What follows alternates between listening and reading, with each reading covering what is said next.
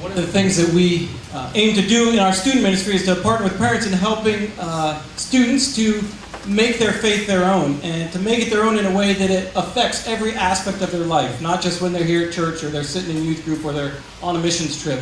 We want it to impact and permeate their whole lives. And one of the culminating ways in which we do that is when we invite our juniors and seniors every other year to participate in an out-of-the-country missions experience. And just an opportunity for them to expand their horizons and to be kind of pulled out of their comfort zones and see what God's doing around the world. And this summer we had an opportunity to take 14 of our juniors and seniors and 4 adults to Haiti. And if we could just have, is anybody else, this is part of the team up here. We couldn't fit all of us up here, and that would be really long. So some of them shared in first service, but let's have the rest of the team just stand up so everybody can see who was on the trip. And we didn't bring them up here so you guys could praise them, but I want you all to know that this group of students and adults was fantastic. The people in Haiti that we worked with are still talking about them and the impact that, not just what they did, but the impact that they had on people. And even our unbelieving bus driver, Peterson. And maybe you'll hear a little more about that from them as they share. But it was just a great team to work with. And we want to share with you a little bit about what we experienced or what we did. You kind of saw some of the pictures there, and now we want to fill in some of the gaps for you. And the first thing that I wanted to just have some of the students share about was, obviously we went somewhere that was, like John said, very different than what we're used to. And so, Clarissa, could you just kind of explain to us a little bit? I mean, for most of us probably sitting in this room, either before this trip or have never been to Haiti, we kind of have a picture of what Haiti is in our mind, but what was the place like when we got there? There we go. So big culture shock, I guess, would be the biggest thing. I thought I prepared my mind for it, but really you just can't prepare to go to a place that different. You just kind of have to let it happen.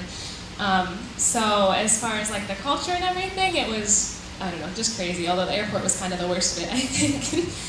Just tons of people making their way through. But I guess one of the biggest things I saw about the place is that the rest of the world really portrays Haiti as this just tragic, poor place that needs all our white American help and whatever. And when we got down there, that was not the case at all.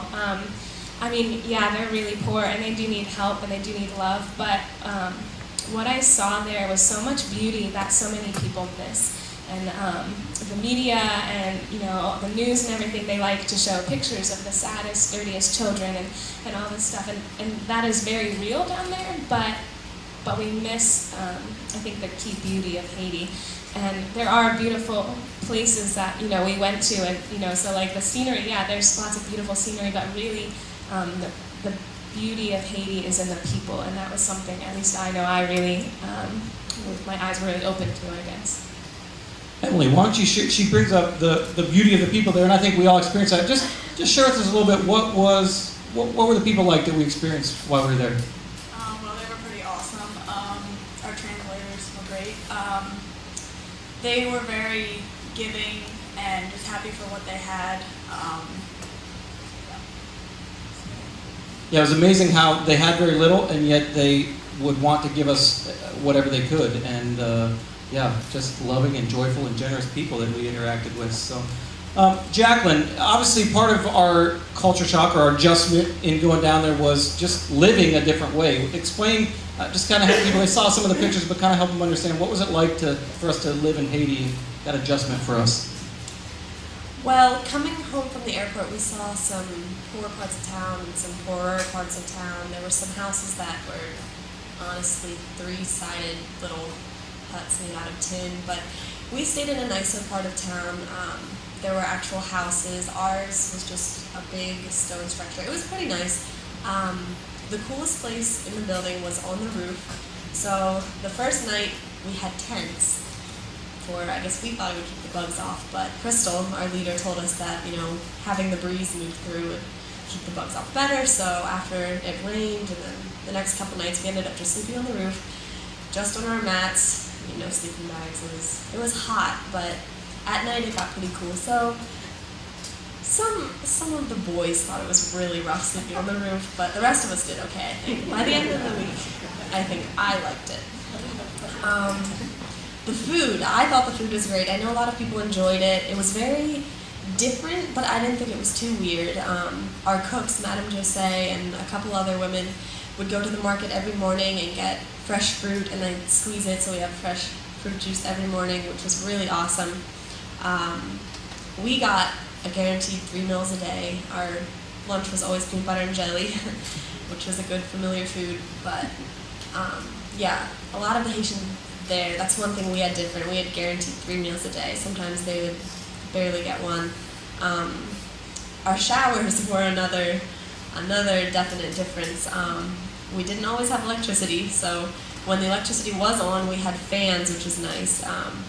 We had running water in the shower sometimes from a little pipe about knee-high, but there was a basin which we just have it fill up like about halfway if you want to be conservative, and you just pretty much dump it over yourself, which was a lot harder for the girls because of hair, but and when we didn't have electricity, we were doing it in the dark.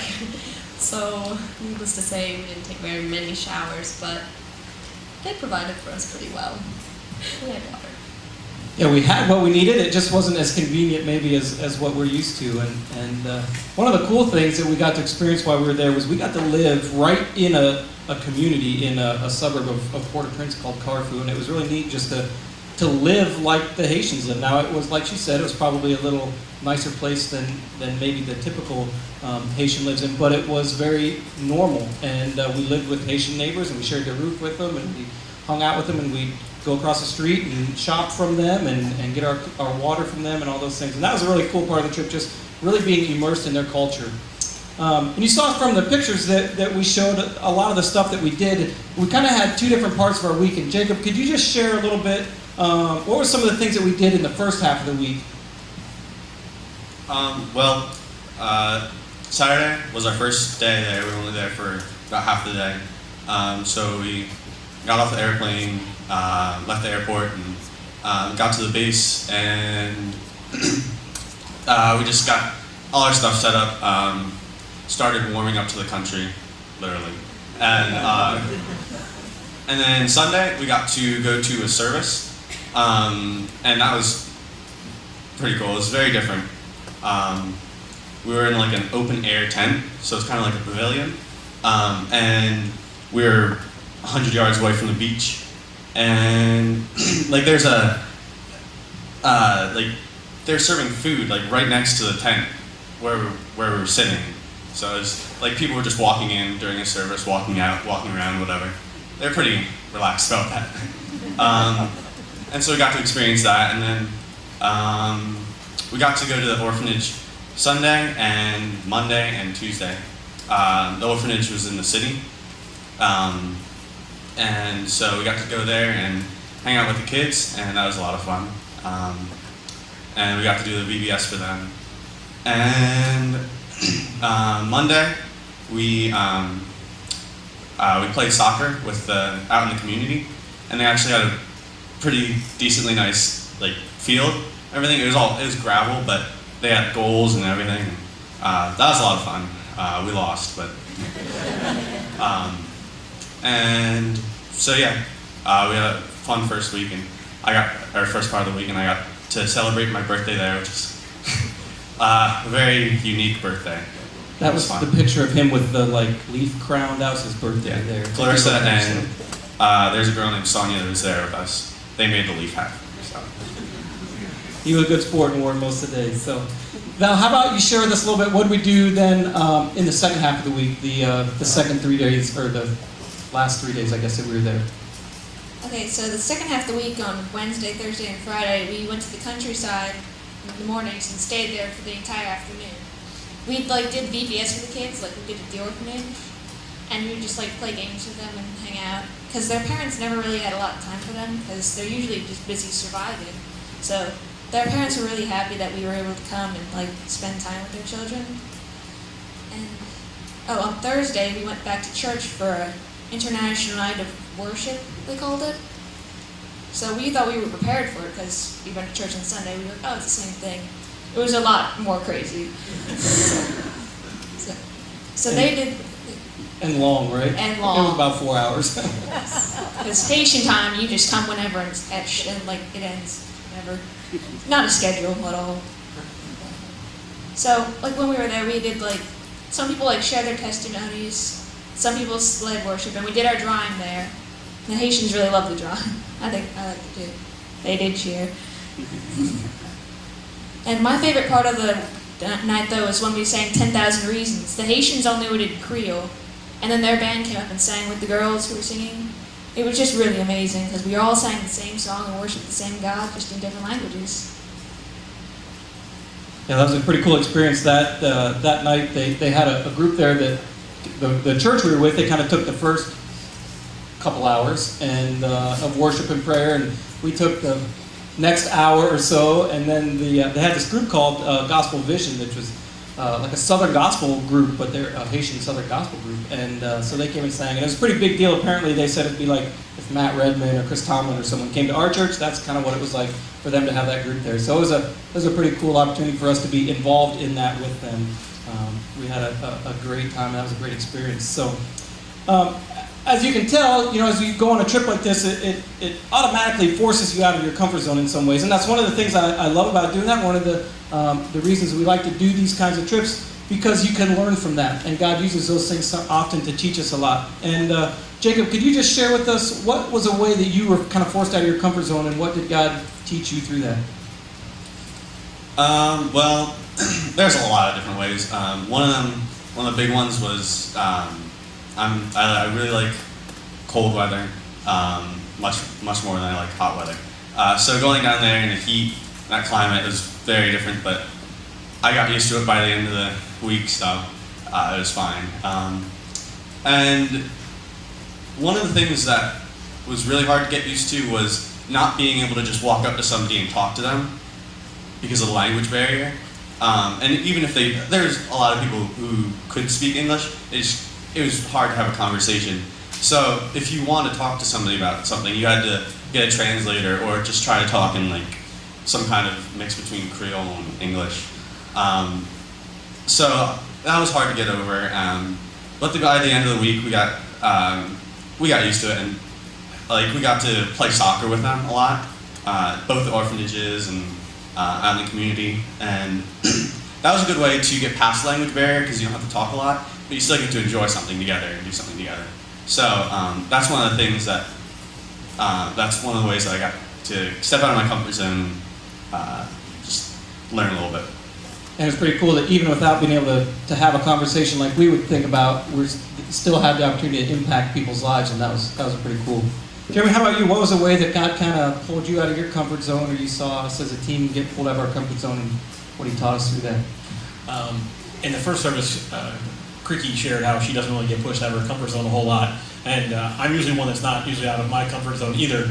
The showers was a little interesting. That's probably one that I would probably say is, because you're all worried about how much water you're using, and so it's like, well, do I need 2 things over my head, or do I need 3? Or if I use an extra scoop, then Jacob doesn't have any water. So, that was an interesting one. But I think overall, one of the things that I think that the team really got pushed out of our comfort zone was Tuesday morning we were practicing for that church service. We sort of got prepared because we didn't sort of know the full extent of what we were going to be doing before we left.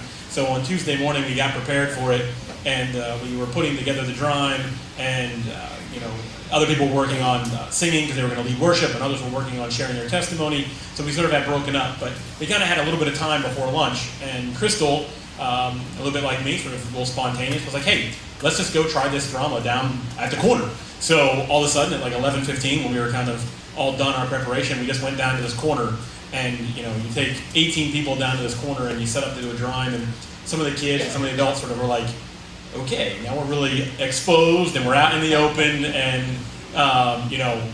it was a very stretching experience, but we were able to lead worship, and we were able to be out there, and I think that was probably something that a lot of us, you don't just go out to the corner of 897 and put on a show at in the Weaver Market or something, So it was a little bit out of our comfort zone, but I will have to say that the team and everybody, and especially Cricky, really did a great job when she shared her testimony through the Evangel-Cube, which is something that we used. And everybody was out of their comfort zone, but everybody I think we really relied on God's strength really to push through and to say we were going to do this and to step out in faith and do that. So it was really cool to see. And what did God do through that time? The really amazing thing that really happened through many different events where we saw a lot of spiritual warfare between dogs barking and cars running up to us and cars honking and Cricky actually not being loud enough for the first time in her life. She sort of got pushed to about 1.5 feet away from a group of people, but she shared her EvangeCube message, and through that, 2 little boys and 2 little girls and then a grown man sort of wanted to give their lives to Christ. And so we had that experience to lead them to Christ. And what I really thought was interesting is after we prayed through that experience, you wonder, okay, well, how sincere? I don't know, sometimes you can get that doubt in your mind of, well, how sincere is this experience? But Crystal, who was the Hearts United for Haiti person leading our group, she said, this is a big deal. Do you understand the decision that you're making? And do you understand that, you now have a friend and you now have eternal life and that God died for you and that all these different things? And she sort of asked them some really probing questions and they all answered yes, and they all had these huge smiles on their face. And so it was really cool to see that the outcome of us pushing ourselves out of our comfort zone was that, we'll have 5 brothers and sisters in Christ when we get there up in heaven. Emily, how about you? How did God push you out of your comfort zone? Well, when they went to play soccer with the Haitians, we split into little groups. There were 4 or 5 of us went on a prayer walk. There were 2 groups, prayer walk groups. And just going out on the street and walking up to random people, that's kind of hard for me, but plus the language barrier, that made it a lot harder. And it just, got me out of my comfort zone to, walk up to those random people and just ask if they needed praying for, or, we were walking down the street and we ran into this guy, we were white and he was black, but, he just walked up to us and started talking English. I guess he wanted to practice his English. But he actually invited us into his house, and his wife had some, I'm not sure what it was, but a disease that she couldn't walk. But we were actually walking into their house, and another white lady came out, and I guess she was her therapist to help her walking. So that was kind of different. We weren't expecting that.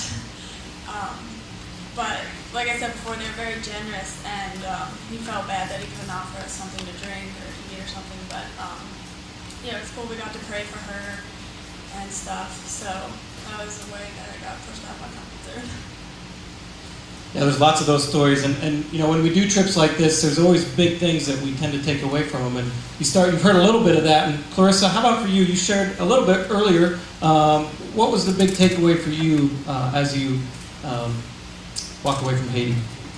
Yeah, like I said earlier when I was talking about Scotland, the biggest thing was to be where I am.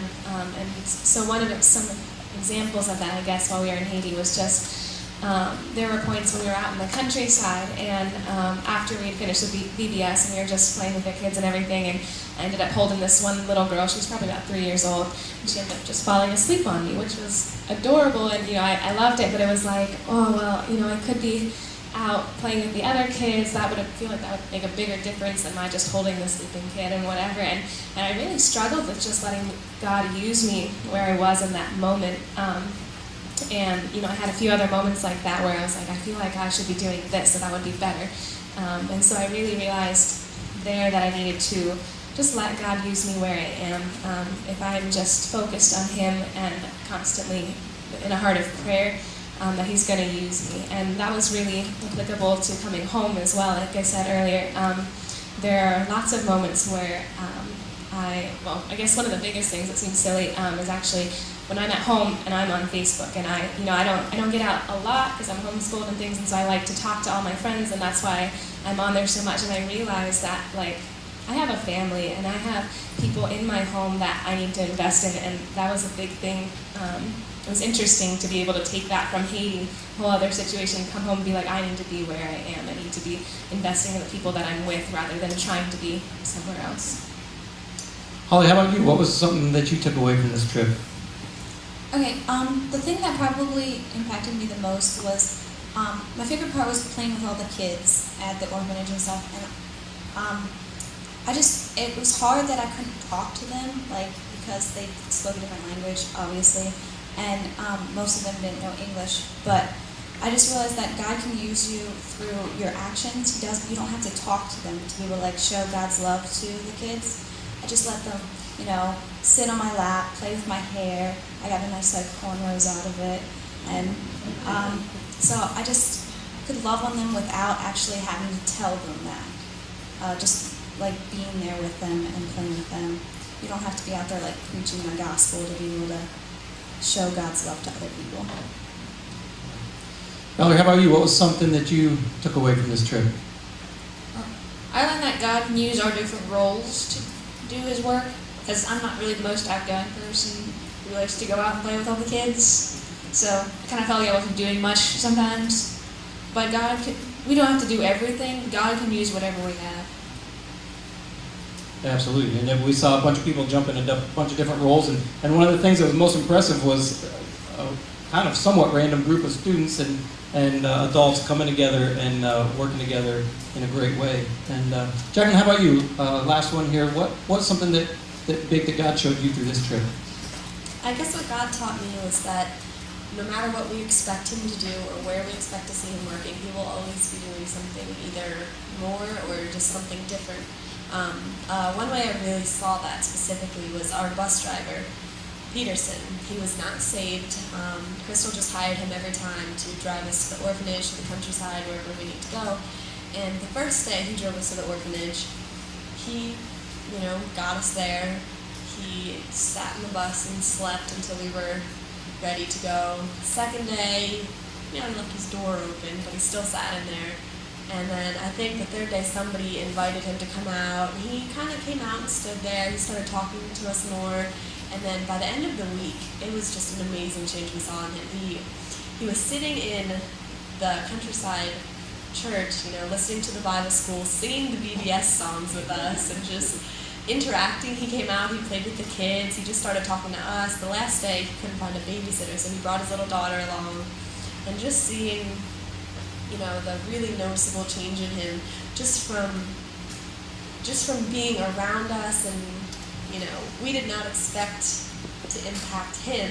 We were expecting to, have a good relationship with the kids, but just seeing God work in a different area that we did not intend to happen is just, reminds us that God's will and His power is limitless, and it was just really awesome to see. Well, thank you guys for sharing. You can just set the mics down. You guys can head on down. Appreciate you guys taking the time to share about the trip with everyone here this morning. And we want to thank all of you, because many of you had a big hand in praying for us while we were there and supporting these students so that they would be able to go. But I want to encourage you to keep praying for them, because, as they said, they shared some significant things that they learned. And as Clarissa kind of said, the hard part is bringing that back home and making those changes and living that out. And so I just ask that you continue to pray for them as they kind of walk through some of those things and figure out how do we do some of the things that we did there, how do we bring it back and live it out in our life here, even especially as they head back to school here real soon. So thank you very much.